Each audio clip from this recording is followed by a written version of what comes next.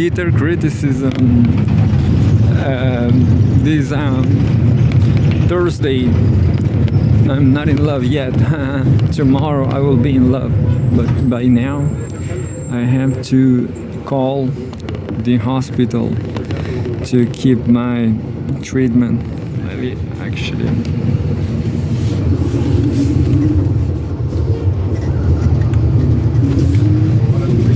Actually, I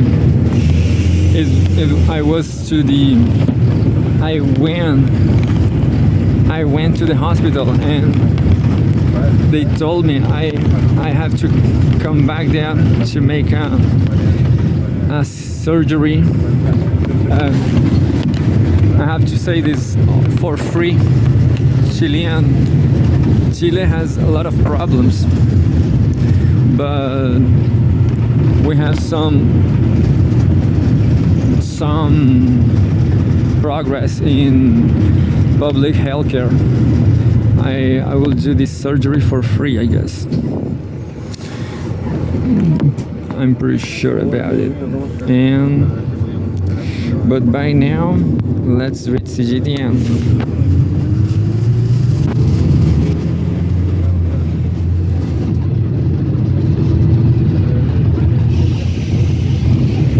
First news says, President Xi sends congratulatory letter to Global Civilizations Dialogue Ministerial Meeting.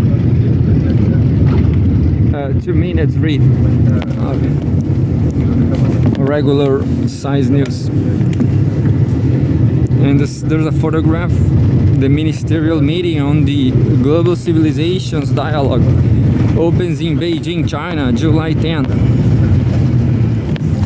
Chinese President Xi Jinping on Thursday sent a congratulatory letter to the ministerial meeting of the Global Civilizations Dialogue being held in Beijing on July 10 and 11 under the theme Safeguarding Diversity of Human Civilizations for World Peace and Development, end quote. She emphasized that the prosperity of civilization and the process of mankind are inseparable from the exchange and mutual learning of civilizations. With the current international situation undergoing complex changes, there is a growing need for humanity to let dialogue transcend estrangement and mutual learning supersede clashes. China is ready to work with all countries to uphold the principles of equality, mutual learning, dialogue, and inclusiveness among civilizations. Practice the Global Civilization Initiative and promote the building of a global network for dialogue and cooperation among civilizations. To inject new impetus into progress of human civilization and world peace and development, he said. The Chinese president also expressed his hope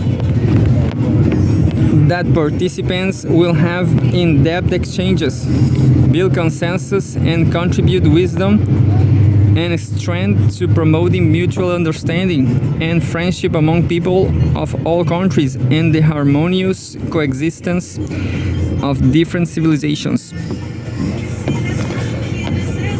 Hosted by Publicly Department and International Department of the Communist Party of China Central Committee, the two-day event has attracted over 600 guests from 140 countries and regions. Second,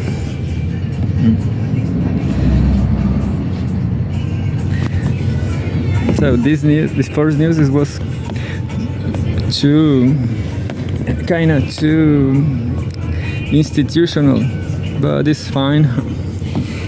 The second one says, politics. Wang Yi highlights achievements of mutually beneficial cooperation between China, ASEAN.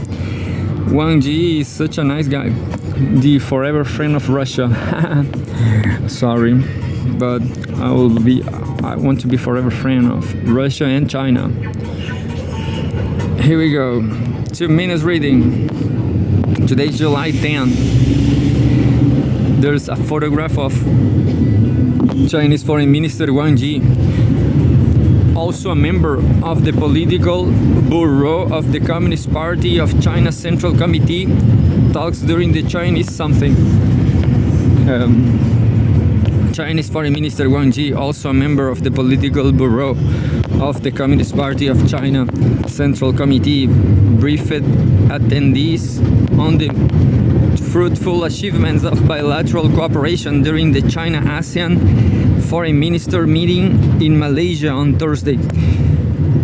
That's why neither Xi Jinping nor Vladimir Putin could come to Brazil, because they have just too much meetings and it's too dangerous to take a flight with all these Americans around.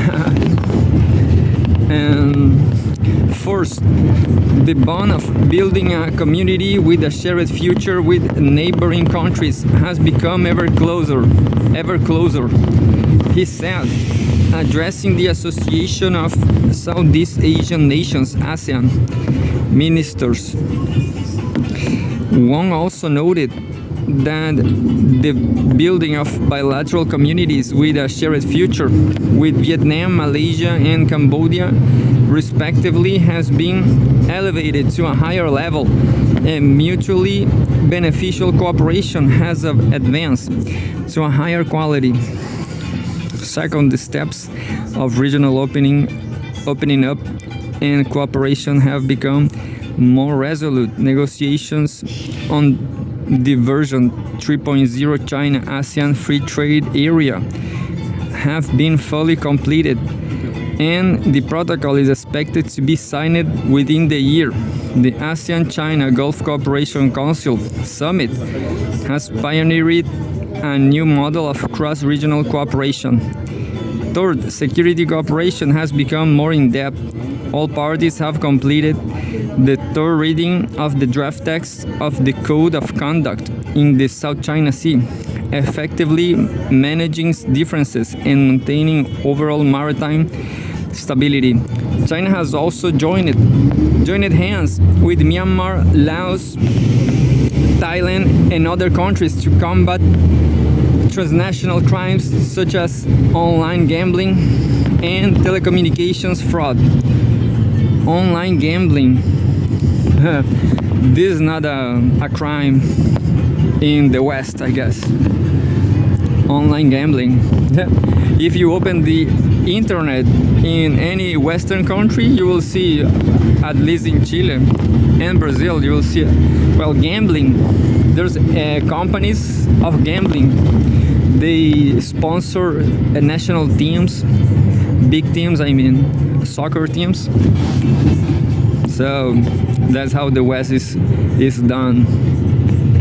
Fourth, personal exchanges have become more convenient for two consecutive years. The two sides have held over 100 cultural and people-to-people exchange events.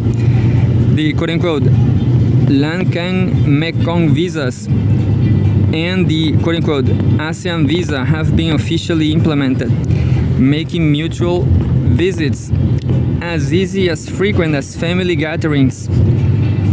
Yeah, in the Southeast Asia, I guess. That's nice.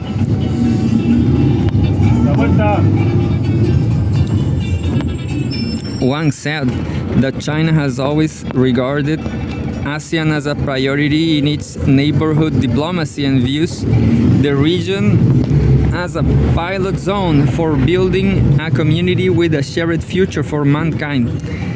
He said China will continue to adhere to the principles of good neighborliness, stability, prosperity, and mutual benefit, and share a common future, working with ASEAN to champion the Asian values and peace, cooperation, openness, and inclusiveness, to build a peaceful, secure, prosperous, beautiful, and friendly shared home, and promote the building of a closer China-ASEAN community with a shared future, accelerating the revitalization of Asia amid rising momentum of the global south. And I always said ASEAN, not Asian, because is I don't remember now. Is this not a proper name? Is a name, is an institutional name. Understand? So I guess you cannot say ASEAN, but ASEAN.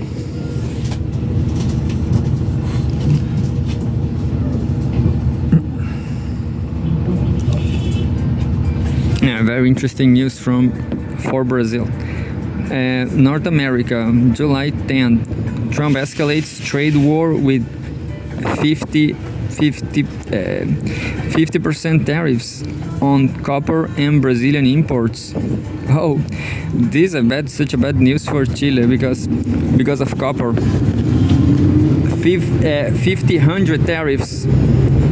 This is a large news. I'm going to speed up.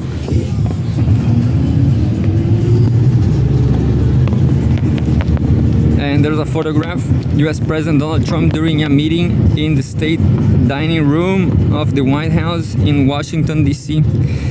US President Donald Trump escalated his global trade offensive on Wednesday, imposing a new 50% tariff on US copper imports, 50% duty on goods from Brazil, and also issued tariff letters to 7 countries, all to start on August 1st. Quote, I am announcing a 50% tariff on copper effective August 1st, 2025, after receiving a robust national security assessment, end quote, Trump said in a post on his Truth social media platform. As, quote, the second most used material by the Department of Defense, end quote, Trump said copper is, quote unquote, necessary for semiconductors, aircraft, ships, ammunition, data centers, lithium-ion batteries, radar systems, missile defense systems, and hypersonic weapons. They are not talking about Chile, but copper. Quote, America will once again build a dominant copper industry, end quote, Trump wrote. The United States imports nearly half of the copper it uses, most of which come from Chile. Said the CNBC, citing data from the U.S. Geological Survey. And there you have Chile, go to hell. And there will be a lot of inflation here, I guess. And there's a photograph. Copper pipes are displayed at a home rebuilding store in New York City. And Brazil vows retaliation.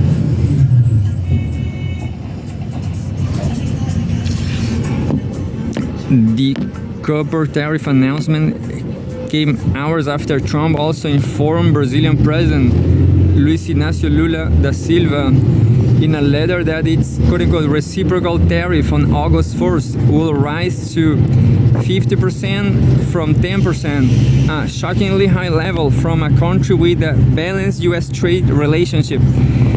Lula responded that any unilateral measure to raise tariffs will be responded to a light of Brazil's economic reciprocity law.